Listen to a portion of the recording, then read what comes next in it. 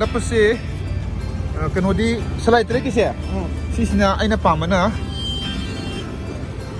soyum na to siraba muti amo le ko adu da to ko lain mang to ge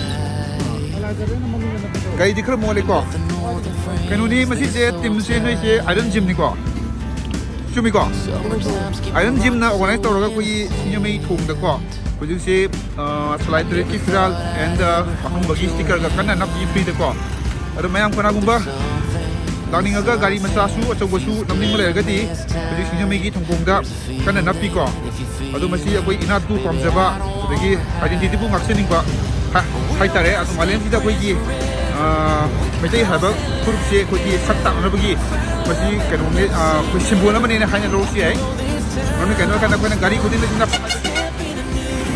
कोई सराय तरह की फिर आज मैं अपना सब खंबा सब खंबी भी सेंबी की फॉर्म ले भी ना मैं अपना आगे नमनी बसिंग का मची हुई है ना इना जरी कोई तुमसे मैं आमी जो ये बदियो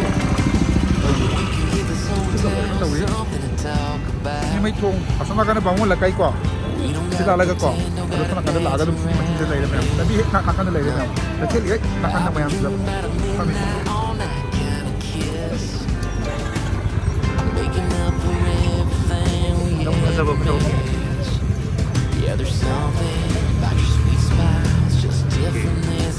Gari semoga nama hatu ini. Thank you. Masih na? Ini apa hatu ya? Apa nak produk? Dia tidak diawi. Saya tahu sila. Nungai kata. Aduh, mana produk mana? Kalau juga, ada tu tahu dia.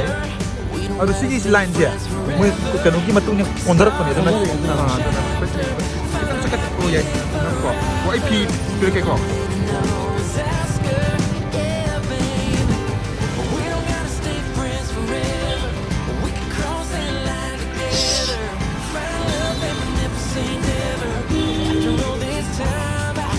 Karena pergi.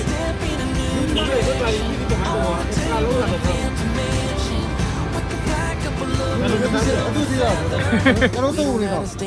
Aku nak mana hal tu kirim dia. Hatan last lu sudah pasal.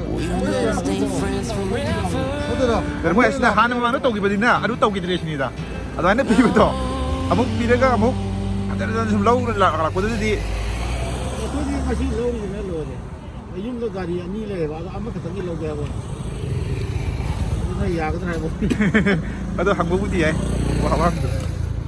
Firan gitu orang pun tu kita ni, mungkin firan lepas sana kini. Firan kiam pak je. Firan lois saya suka pun tu. Asal yung isi ya? Sikit saya suka. Asal yung isi. Asal yung massage lah. Apa apa tu kau. Okay. Firan itu apa tu pami ni? Yung masak tu yung ni. Ada selai tu kita firan je. Sambil ni mana tu yung ni. Yang pasal nanti ni kau. Yang ni kau, yang mana jadi kau? Tunggu apa ya? Iron gym. Nang kita dah. Foto tu kau ni. Ya. Bayam foto apa senam ni hari kau? Ayo group jauh kau. Ayo. Bayam. Ayo selera ah. Nama sila. Ayo kita lepas nam tera. Okey, adu di. Kau foto nang mana lepas selera. Ayo foto nang yang bayam kau.